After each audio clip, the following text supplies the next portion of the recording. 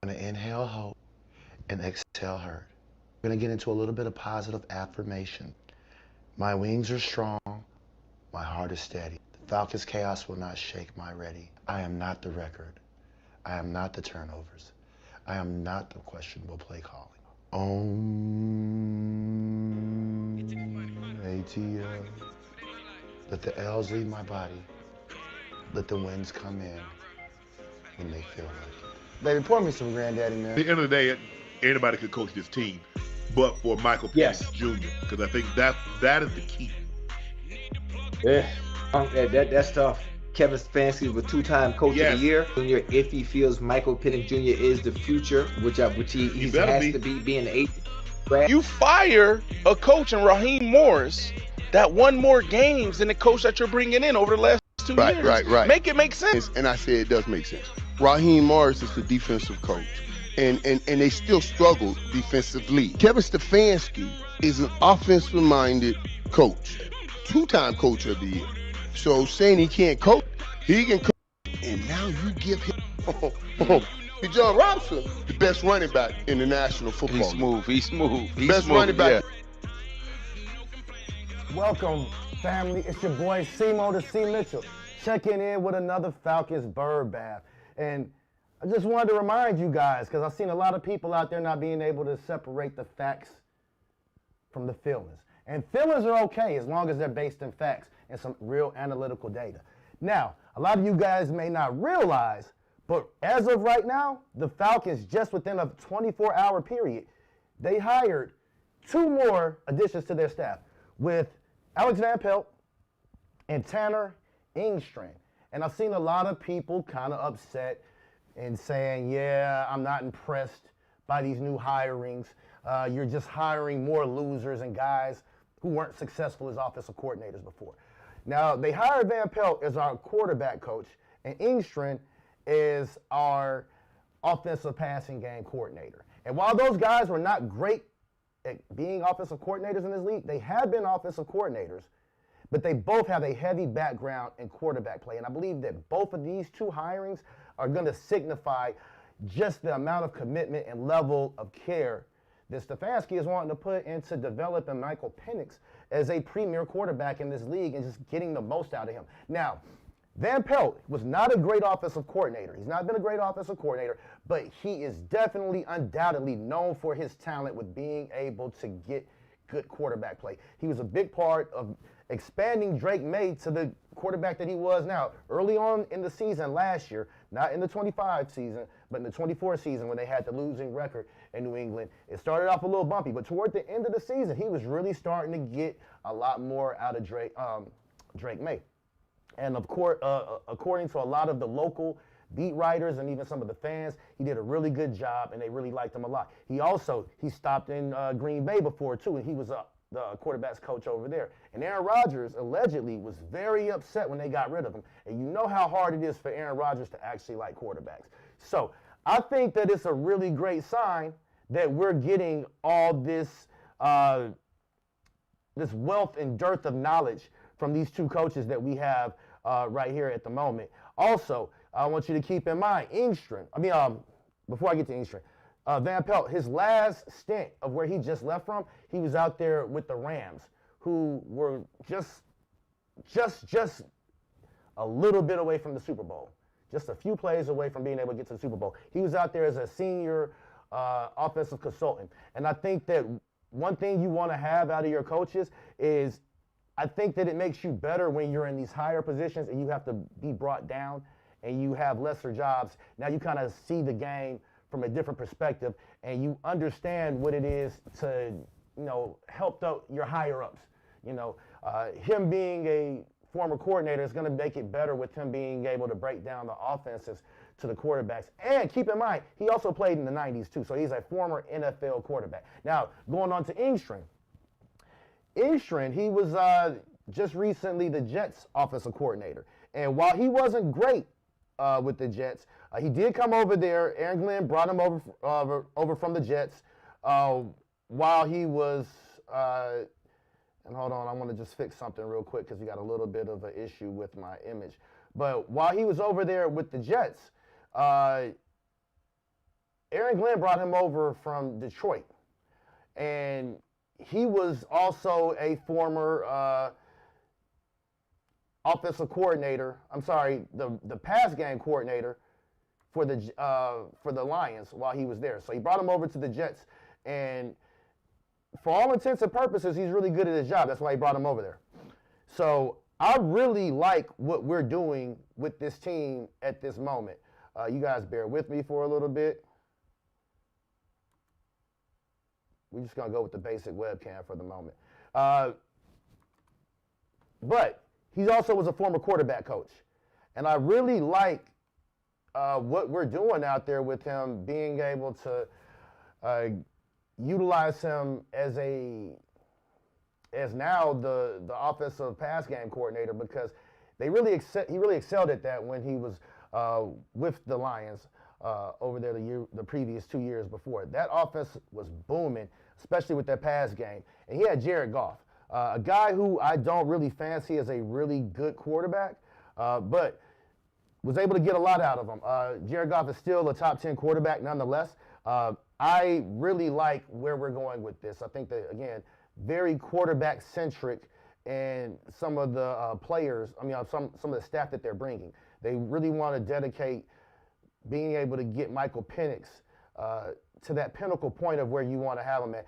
And you saw in the information recently where Ocho and Unc are talking about bringing in Stefanski and getting the most out of him. They say that anybody can coach this team for the most part. It's just, can they get the most out of Penix?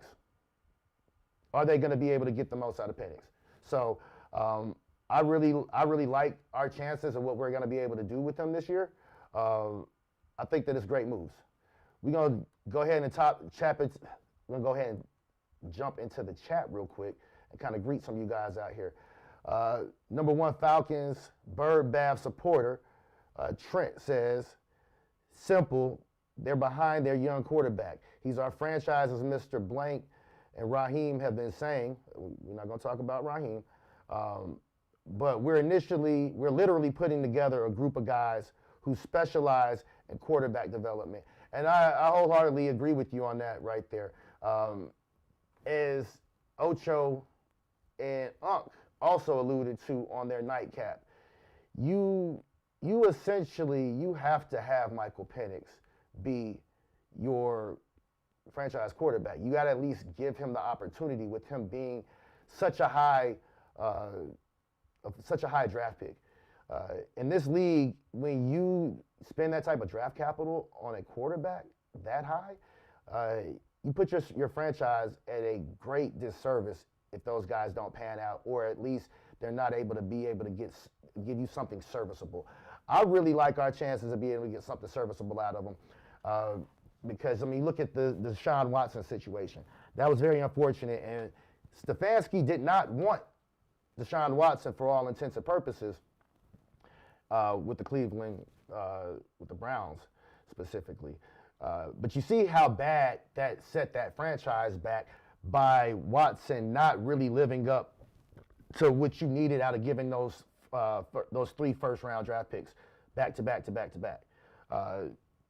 Again, that's why it really sets your franchise back when you have a quarterback not living up to the type of hype, or at least being somewhat serviceable. I think that a good litmus test, again, I think for a floor somewhere around, say, a Alex Smith is a good floor for him, and a good ceiling for him is somewhere, again, I've said this before, but somewhere around what Matthew Stafford gives you in this league, and possibly even a Warren Moon. Those are 2 people that they've had as comparables for him in the past. And so I really like our chances of where we could kind of go with Penix and this offense moving forward. Again, we're going to lean to the play action, right? Leaning to the play action, making sure that we lean on Bijan Robinson, limiting the mistakes that and the opportunities that Michael Penix has to go out here and mess up the game. Again, we've seen previously before, he's worked with Baker Mayfield, also Kevin Stefanski, speaking of him. And Van Pelt also was in Cleveland before with him. Now, he's brought a lot of his staff over from Cleveland, and I think a lot of people are, and rightfully so, are a little bit concerned because they're like, hey, if it didn't work in Cleveland, why do you think it's going to work somewhere else? I think there is a little bit more room and reason to be a little bit more optimistic about it because when you think about it, he's basically saying that it wasn't on him. It was basically on the ownership and the GM. And he's had nothing but glowing things to say about them, and he's been very professional talking about his staff and the situation that he had in Cleveland. But it's really hard to not look at what Jimmy Haslam did and what that GM did up there and not kind of question the capability or the logic behind what they actually did in Cleveland. I can't understand for the life of me why they drafted 2 quarterbacks in the same draft, both being quarterbacks outside of the second round. They didn't give themselves the best chances of adding more talent to even have for the quarterbacks that you had. And they already had Joe Flacco right there, who was still a bridge and journey quarterback for them. I think that they should have waited a little bit longer and maybe added, a little bit more depth on some of their offensive talent because they didn't have any number 1 receivers. And they honestly didn't have a running back. Quinshon Judkins has been really nice, but he's not the type of dynamic running back that a Bijan Robinson is. And I don't think he's as good as Nick Chubb. He's not great out of the backfield, though, being able to catch. He's not even what Kareem Hunt offered to him. So I think that offense was a little bit limited. But these new additions that they have with the staff right now, these guys have also been tight end coaches as well, too, especially with Engstrand. He also was a tight end coach in the past. So I believe that we're going to see a lot of dedication to not only the play action, but getting a lot more underneath routes and things like that nature to Kyle Pitts. Keep in mind, Kyle Pitts is a free agent coming up, but we can hit him with the transition tag, which is a little bit different than the free agent tag. The franchise tag. Although I am more in favor of us going with the franchise tag than the transition tag. The transition tag will allow teams to make offers to him, and it gives the Falcons first right of refusal to match that offer and keep him as a free agent. But Kyle Pitts, he has no choice but to basically sign with us if we decide that we want to franchise him, and we could franchise him for up to 3 years in a row. Now, that's not great for the player, but I believe that it would be good to get him on a 1-year deal, prove-it deal, if you will. Now, there are a few other few other players in free agency that I've seen.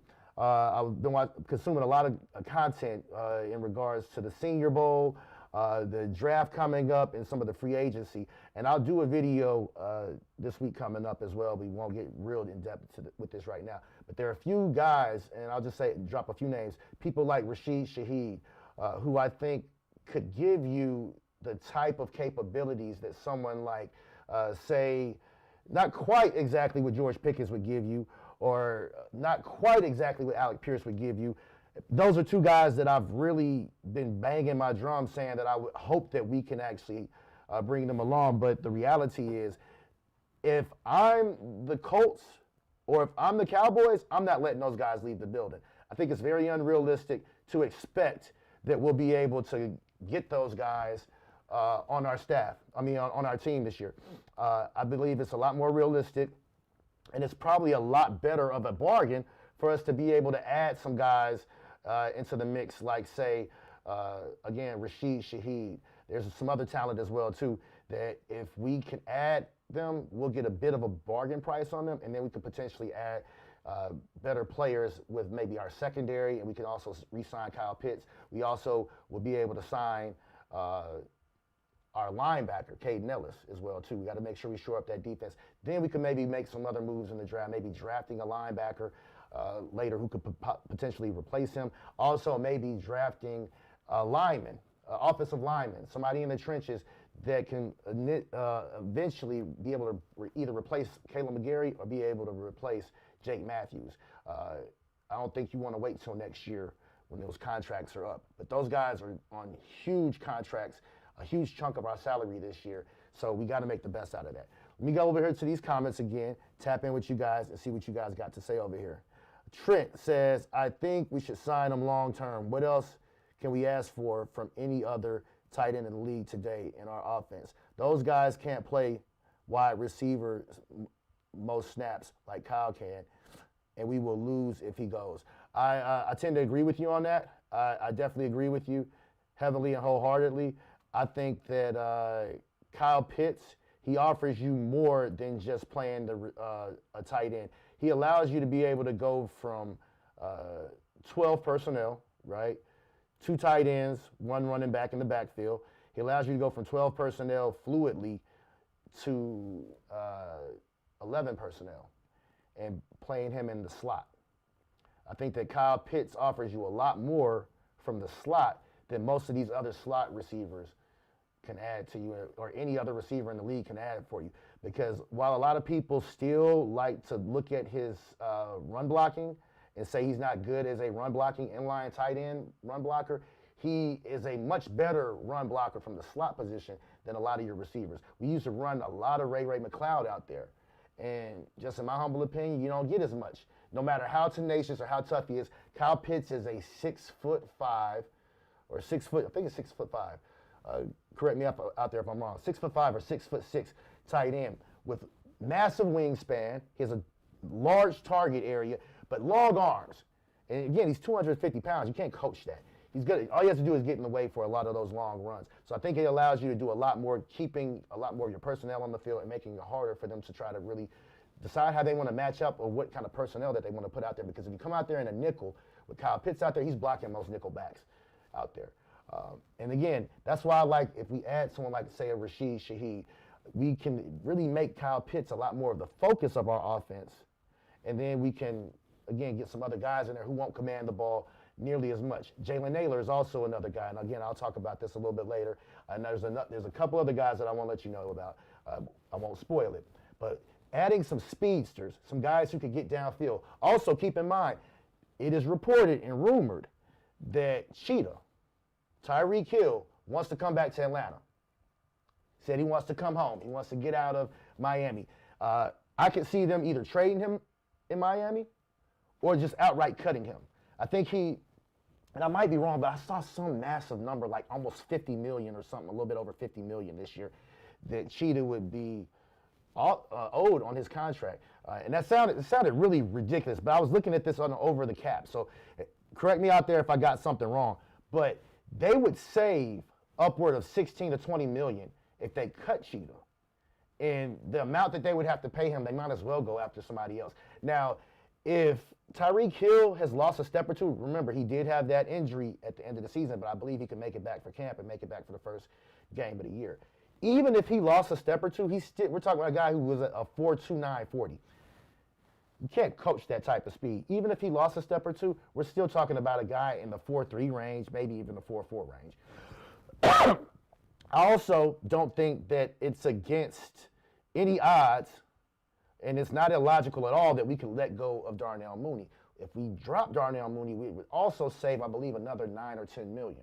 And personally, I like some of the other options out there who could give us some of the things that Darnell Mooney might give us, but at a much cheaper rate.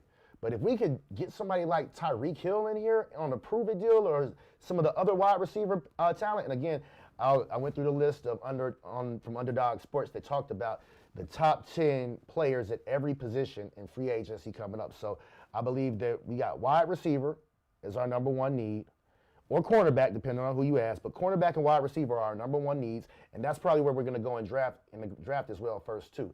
But if we could get a bargain guy right there at wide receiver, maybe add some extensive talent, the Chiefs, their cornerback, he's going to be up for a contract this year, and they're not going to be able to keep him. Asante Samuel also is a guy who's around the bottom of that top 10 list. That I really would like it for the Falcons if we could go after him, considering that, and I'm assuming, because he's been cleared, and I think he joined the Eagles practice squad after he was cleared, after the Chargers let him go.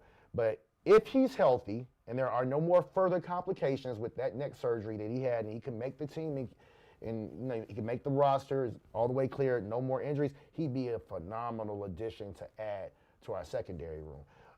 I would love to be able to get a young cornerback. I'd love to be able to get a young cornerback and then be able to add maybe an older veteran receiver. I wouldn't want to go break the bank for somebody like George Pickens or Alec Pierce, and that's why I don't think that we'll be able to get them. these are two guys who are going to be who are scheduled to make somewhere upward of 26 and even 20 million with Alec Pierce, but George Pickens, they're saying that he's going to probably get upward of 26 million or better. They're really projecting and predicting that the Cowboys are probably going to pay him more than they would pay CeeDee Lamb, than they had paid CeeDee Lamb on his previous contract. And that was a contract that reset the market. It's kind of hard to argue that George Pickens isn't worth the reset of the market with what he does. He does a lot of the similar things that CeeDee Lamb does for you, with also being able to go over the middle a lot more and get deep. He can get deep. He's a better run after catch guy. He has great hands for the most part. I just don't see them letting him leave the building. They didn't have to give up very much for him. They gave up later round draft picks for him. I think a third and a fifth, if I'm not mistaken. Correct me if I'm wrong out there. But yeah, I believe that we have a really good chance. I want to make sure I'm looking at my volume. One of you guys said that my volume is low out here, so let me work on that a little bit for you. But all in all, I believe there's a lot to be said for what we can do out here with this team moving forward. Again, I like our offensive coaching staff. I believe we have some guys who know how to get the most out of their quarterback.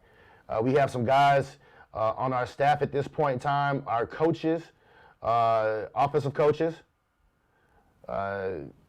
guys who have been in the formerly in the offensive coordinator position, just dropping down and having less responsibility and being able to give a lot more prep to the game plan and what they're doing moving forward. And Kevin Stefanski talked about that. He believes his number one key to winning, and you guys let me know out there in the chat if the volume's a little bit better, but he said that one of the biggest keys to winning in this league, in his humble opinion, is having the right people in place, having coaches in place who understand the game very well, being more prepared. I believe that it's not only about how good your head coach is and your coordinators are, but the guys underneath them that are seeing the minor details and helping prep with those minor details. Also, another thing to keep in mind, a lot of people don't like Rees. They're like, and me myself, I kind of question, like, I think you're right to be able to question, why should we be excited about us having Rees, or Rees, however you pronounce it? Why should we be excited about him as our new offensive coordinator? He didn't do a great job in Cleveland. I believe that Stefanski has him along for the ride because he knows his offense extensively. He knows what Stefanski likes to do. And Stefanski has been on the record saying that he enjoys the extensive game planning and preparation parts of putting the game plan together on a weekly basis. And he prefer to allow the coordinator to be able to make those play calls so that he can be a lot more detailed with his game plan strategy. And I think that's actually a pretty good idea. I think that Bill Belichick ran a similar philosophy. He was a great defensive coordinator, a great defensive mind, but once he took over as a head coach in New England, and presumably as well with the Browns. I didn't watch him much with the Browns before he got to New England. But when he was in New England, he let Josh McDaniels and Charlie Weiss even earlier than that. Both of those coordinators were extensive on the offensive planning. And Belichick knows offense as well as defense. But he let Matt Patricia call the plays on defense. And I'm sure he just kind of jumped in and, just kind of said, hey, run the ball in these situations. Be a little bit more aggressive on defense. But they put a game plan together. And I don't know if any of you guys remember ever seeing the tape of him with Tom Brady where he's going over game tape when they're going to play Ed Reed that same week. They're going to play the Ravens that week. And he's showing them like, hey, watch how he baits the quarterback here. You got to watch out for him. He runs the total opposite way. He makes it look like he's the play is open and comes back and intercepts it. And when you have those type of cerebral guys in the league, because everybody knows that Ed Reed was a gifted athlete, freak athlete, but he also knew where to be at. And when you know where to be at and you mix that with the athleticism, you make great things happen. And I think that we have the type of coaches who can take average players and make them have good production and make them good. I think that they can take good players and make them excellent and make them elite and take them to another level, and take elite players and make them phenomenal. You take Stefanski, you put him with a Bijan Robinson, I think there's going to be magic. I think it's going to be magical out there. And so I know that it's not as sexy looking at Engstrand, like he didn't do a good job as the offensive coordinator with the Jets per se, and they didn't have a good quarterback situation. They didn't have a lot of talent out there at wide receiver aside from Garrett Wilson. And I'm not making excuses for them, but just because they were not necessarily good coordinators does not mean that they won't be good position coaches or they won't be good at putting together detailed game plans. Offensive coordinators are really offensive passing game coordinators are extensively focused on what the passing attack is, naturally, but really focusing on how we're going to attack the third down situations. Now, on your third down situations, that's not only your passing, that can also, deal with the run as well, too, because it gives you a two-way go on the type of plays that you could call depending on what the down and distance is. So I think we have a lot of guys who are really good at their position coaching places on the staff at this point in time. We also signed a wide receiver coach as well, too. And our defensive side of our ball, with Jeff Olbert being out there, remember, he did bring back Nate Ollie, who really, I think, is maybe one of the largest catalysts for the defensive turnaround that we had this year. But it's really important that you have, as a coordinator, you have guys underneath you at the position coach, and typically the coordinators do choose who they want on their staff as their position coaches. But again, I believe Stefanski was a lot more intensive on that on the offensive side of the ball because he's an offensive player. But it's really imperative that as a coordinator, you have the right position coaches that know what your vision is and that they're going to make sure that they execute and they're teaching what you want for that vision in order to get the best out of your players and get it as extensive as possible and get the best results. We're going to take a few more comments over here before we get up out of here. And again, stay tuned this week. I'm going to be hitting you guys again with some of the players that I liked in free agency, some of the players that I like in the draft, a few cornerbacks, some wide receivers, and there's a couple of running backs that I saw in the Senior Bowl game. There was one specifically out of Kentucky, and then there's another one out of another place. I won't tell you where he is. You guys got to tune in for it later. But if you love what we're doing over here, hit that like and subscribe button, and make sure you hit that notification bell so that you don't miss a thing when we drop. YouTube doesn't like to throw me out there with the big boys quite as much because, somebody putting calls and hating on your boy. All right, Jay Black says volume's good. Hit the like button. Eric Allen says thanks. Salute to you. Rees was an offensive coordinator for Alabama, I thought. If so, I believe he would be good. If so, he learned from Nick Saban. Yes, he was an offensive coordinator for Alabama, and I was talking to Hightower about this as well too. Hightower, our resident sports specialist, he'll be on again this week, and I have some footage from Hightower doing some breakdowns, his Towerisms. We've been promising that to you for a couple of weeks. I'm going to get that to you. But he was saying that at Alabama, they don't hire slouches. They don't hire guys who are not good at their job. To get to Alabama, you got to be, even if you weren't as good at Alabama, they are trying to win. They know that they only have a couple of years to utilize that talent because guys are leaving to the league every year. People come to programs like Alabama and UGA or any of those SEC teams so that they can major in football and get to the next level and maximize their talent. So guys are going to be transferring out. Guys are going to be transferring in through the transfer portal. There's guys who, if they can't hack it there, they want to go play at another place, presumably even still in the SEC, where they could actually get a little bit more recognition and play a little bit more. So you got guys in and out of the program all the time, and they know that there's a short window. So I believe that he is going to be good at his job. He's going to only excel with the amount of talent that he has on this roster because they were able to have a top 10 rushing attack a few times while they were up there with the Browns under Stefanski. Now, again, his two coordinators were both Van Pelt and Rees up there. So I don't think it was quite as good when he had Rees. But I believe in 2023 when they made the playoffs, I believe Rees was with them still. And they had a pretty good rushing attack that year.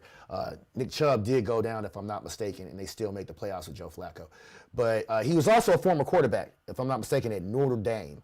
So the fact that he also played the quarterback position. I think that he's going to be a lot more cognizant of what's a quarterback-friendly offense and calling quarterback-friendly plays and quarterback-friendly game plan. And again, Michael Penix's best attributes are the long ball and play action. And if you mix the two of those together with Bijan Robinson, it opens up a plethora of plays and ranges on your passing plays from anywhere between 5 and 50 yards. And Bijan Robinson can definitely get out there on those wheel routes as well, too. So if we can add a little bit more offensive talent, I like what we're going to be able to do if we can get some more speed on the field. And I believe in the draft, we're probably going to be able to get us a nice little power running back in the 3rd through the 5th round. There are a few guys that I think that we can definitely get some value for in the 3rd through the 5th round if we're not going to be able to re-sign Tyler Allgeier. And I believe it's highly unlikely. I believe that Tyler Allgeier might get somewhere upward of almost $10 million for a contract. It might be maybe a 1-year prove-it deal, but I believe he's going to get much more than $5 million. Which we could probably sign him for if that was the case. But I could easily see him getting somewhere between $6 and $10 million this year on a prove-it deal, if not maybe like a 2 or 3 year deal. It's not too extensive, maybe some David Montgomery type of money, even if a team is going to sign him. I believe he's a guy that they look at as a spell back and a really good in-between the tackles runner who can offer a lot and not have to put too much on a young running back. Jay Black says, if Tyler Allgeier is watching, please stay, LOL. and you want to know what tight end prospects that I have in the draft. I haven't been looking at the tight end prospects heavily. There was a guy, I don't remember his name off the top, but when I was watching some of the Senior Bowl highlights, there was a nice beefy tight end. There's a few guys. There's some talent in the draft at tight end, but I don't want to chance it. I want us to be able to get come back with Kyle Pitts. But we could potentially still draft a guy to add some talent there. And wouldn't be surprised if we were able to get David Njoku. David Njoku reportedly really loved playing in Stefanski's offense, and Stefanski really likes David Njoku as well. David Njoku definitely, even though he's 30 years old, he has a lot of talent, a lot of speed and athleticism, and he's a good blocker still as well, too. You don't lose a lot with your blocking. I think that we could see a lot more 3 tight end sets even, because keep in mind, we still do have Charlie Warner out there as our blocking tight end. And he's no slouch for being able to catch it as well, too. You could definitely drop off some dink and dunk passes to him as well, too. And I said this previously, using 2 tight ends these days, that tight end has basically replaced what the fullback would have done formerly.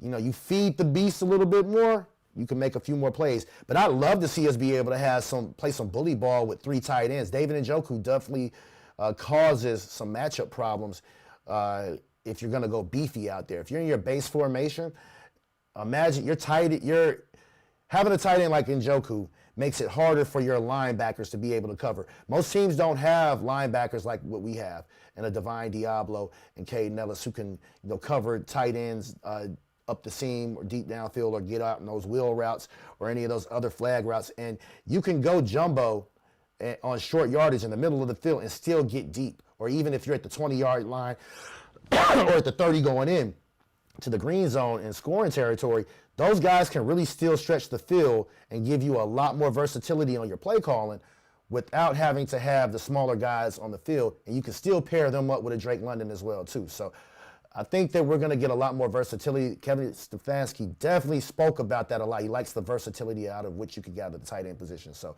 there are some prospects, and I'll make sure that I add a few tight end names for you, Jay Black. I'll do a little bit more extensive research on that as well, too, because you can never be too deep at any one position in the NFL if you can get them at a good bargain. They're always asking, hey, would you want to bring this guy back? What do you think about having this guy? Everybody is great to have on your team. Anybody is great on your team as long as you can get them for a good price and for a good bargain. So stay tuned, guys. I really like what we're doing. I'm not trying to sell you false hope. I'm not trying to just give you optimism, blind optimism. I'm not just liking these moves only because I'm a homer, and I'm not trying to just like moves just because I'm a Falcons fan. I'm basing these on the logic of the moves that they're making. That's why I like some of these moves. On paper, they seem like logical moves, and these guys have had results in other areas. I think it's really good anytime you can have 1, 2, 3, like four guys on your offensive staff who've all been coordinators at some point in time, including the coordinator that you have. I think it makes it all the more better. It's almost being overqualified to an extent, if you will. Having former coordinators stepping down to do their job as position coaches. And that's something that Zach Robinson should have probably done himself before I get out of here. I don't want to throw any strays on him, but just being real, Zach Robinson should have probably stepped down and became back as a position coach or dropped back down to being a pass game coordinator, because that's what he did. That's how he was able to get the job here in Atlanta. He was the passing game coordinator for the Rams previously. I think it would have served him well to maybe drop back down. But hopefully he hasn't learned enough to make us, make it bite us in the butt, because he went to the Tampa Bay Buccaneers, and that's our division rival. But I believe that they're set to crash. I believe that was a terrible move for them to make. I believe that they're taking a step backwards in the opposite direction. And I believe that their addition is subtraction to their team and only a good thing for us, because Zach Robinson's a little bit more one-dimensional versus what we're going to do. I really think that with the new offense that we have, we're not going to be nearly as one-dimensional as we had been previously. Even if we are, I think that we're a team that executes running the football extensively, and those are the strengths of our team. It's firing off, running the football, zone plays, wide zone, inside zone, and maybe doing some more running in between the tackles, playing a little bit more power football, then getting some guys downfield. I would love to see us add maybe some wide receivers who are in that 6'1", 6'2" range, or just at a regular size, maybe even 6-foot guys who are around 200 pounds, guys who can block downfield and spring open for a lot more plays. But if we can add us maybe a few, maybe not other number one receivers, guys who could be number one receivers, but a few number two receivers, or a plethora of number three receivers who are better than the guys we have, because drops were one of the biggest issues on our team last year, and nothing destroys drives more or destroys the confidence of a young quarterback more than bad pass protection and bad wide receiver play. And I believe that with us having Storm Norton and Caleb McGarry back this year, we're going to have, it's going to be a lot better having Michael Penix under center. I don't think that Michael Penix had an issue playing under center. I believe that his issues were probably more so with the blind side protection, right? The blind side protection is why we were probably a lot more in pistol. And toward the end of the year, I believe that we got guys a little bit more healthy with Kirk out there. But Kirk is not better at getting away from the pass rush. So it never made sense to me why people thought that this offense would be better with Kirk, or that Kirk was just innately better at running plays from under center just because he had been a veteran. I do believe that turning your back to the offense, it does change things. But I don't believe that Shedeur Sanders, for example, was a more cerebral quarterback than Michael Penix. And Stefanski wasn't afraid to do that with Shedeur.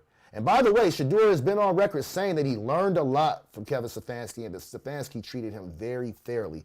So a lot of you guys out there who were saying that you didn't think that he liked Shedeur and that he was sabotaging him, I think that that's just all feelings, not facts, a lot of speculation. So believe that we're going to be able to get a lot more. And this is probably the best quarterback, the most talented quarterback that Stefanski, to this point in his career, has had an opportunity of being able to coach. And he had Kirk Cousins before as well, too. Also, we're not sure if Kirk's going to be coming back or not. They did restructure his contract in a way that he could easily be released, and it wouldn't cost us a lot of dead cap space. But I believe, and mark my words, I believe that Kirk Cousins is probably going to take over that Matt Ryan position with CBS on the sports desk, because he was so knowledgeable and has a lot of charisma and so well-spoken when speaking about football. Really good football mind, and it was great watching him. So if I'm Kirk Cousins, I wouldn't come back. I wouldn't want to have to put my body through that again and have to go through training camp. One more comment before I get up out of here. Eric Allen says, I agree.